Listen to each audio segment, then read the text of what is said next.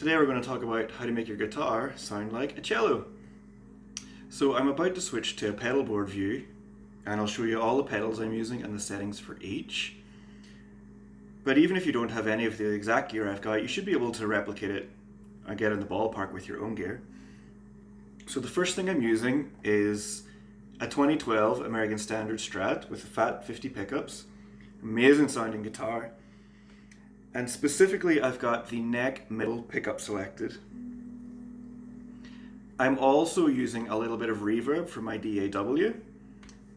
You just need to add a little hint. I'm using just a little bit of plate reverb.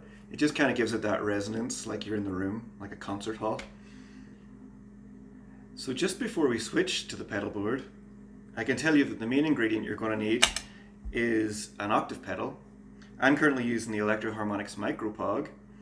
And this is what it sounds like when it's turned on.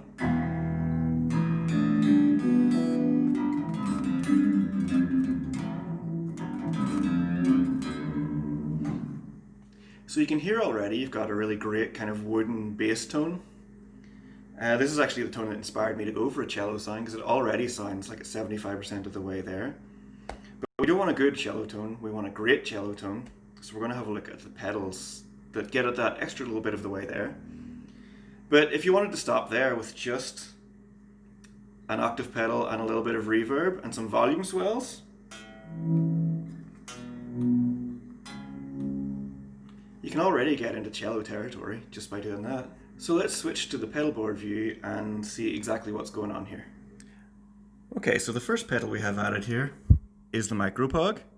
You can see here I've got the dry and the octave up turned all the way down, and I've got our sub octave turned all the way up, so we're just using it as a bass pedal essentially. The second pedal that I add is a compressor. So I'm using this to give it a little volume boost, but also I've got sensitivity at about 10 o'clock, and that's just to smooth out the tone a little bit and add a little bit of sustain.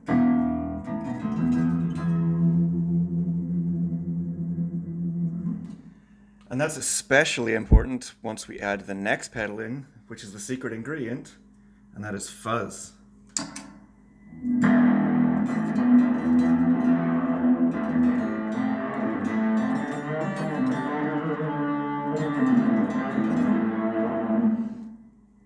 So fuzz seems like an unusual addition, but once we start to get into the volume sweeps to replicate a bow on a cello, that is crucial. So I'm using a Zvex Fuzz Factory. I've owned this thing for nearly a decade. I honestly don't really know how to use it.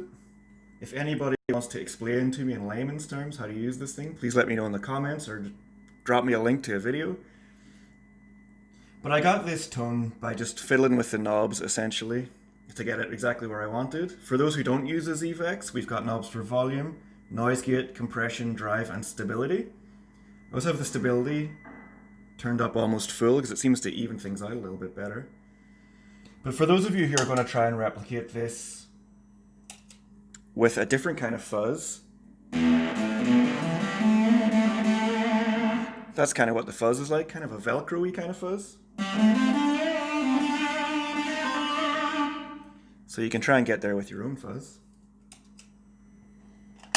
And then given that the Fuzz Factory is such a wild beast, the compressor here really helps to smooth out the tone and also add sustain, because with Zvex, the Fuzz Factory, the notes quite often splutter out. You know, they don't really have a lot of sustain depending on your settings.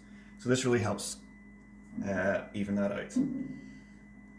Okay, the last pedal that we need is an EQ pedal, which I'm using a Chase Bliss Condor. And let's get that activated.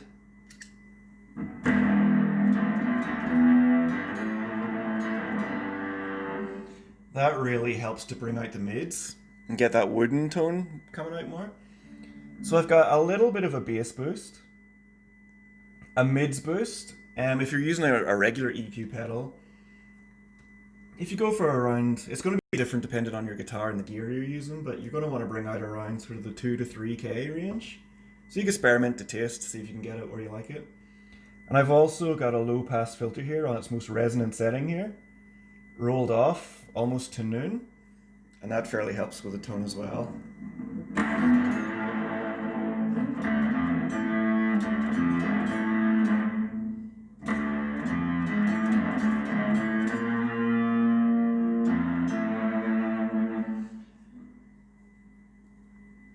And that is pretty much the basic tone.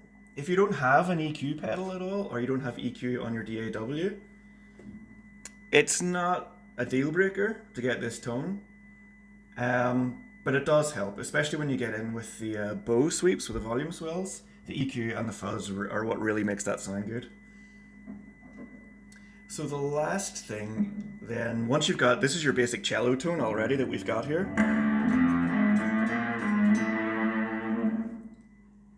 We need to use the volume sweeps.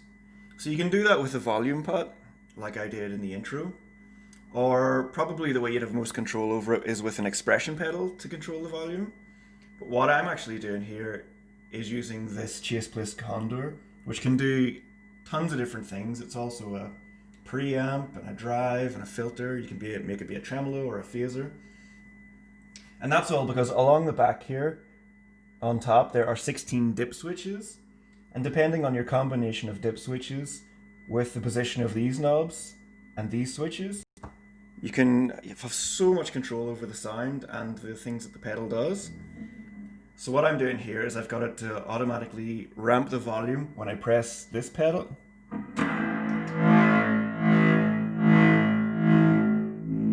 Like that. And it's set to reset every time I take my foot off the pedal, so that's how I can get it to go with every note that I play in time. So if you're a Chase Bliss user, these are the settings that I'm using on the pedal, and be prepared to pause your video because there's a picture of the dip switches coming up now.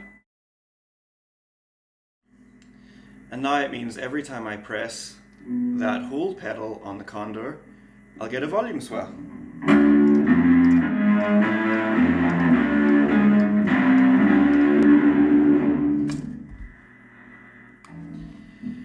So there you go. That's how to make a cello tone on your guitar. And you can obviously refine the settings as you want. This is maybe a good starting place for you if you want one with a little bit less fuzz or a little bit more reverb, whatever you like. But I hope you enjoyed this one. If you have any comments, please let me know. Any questions, please let me know. And I'll see you next time.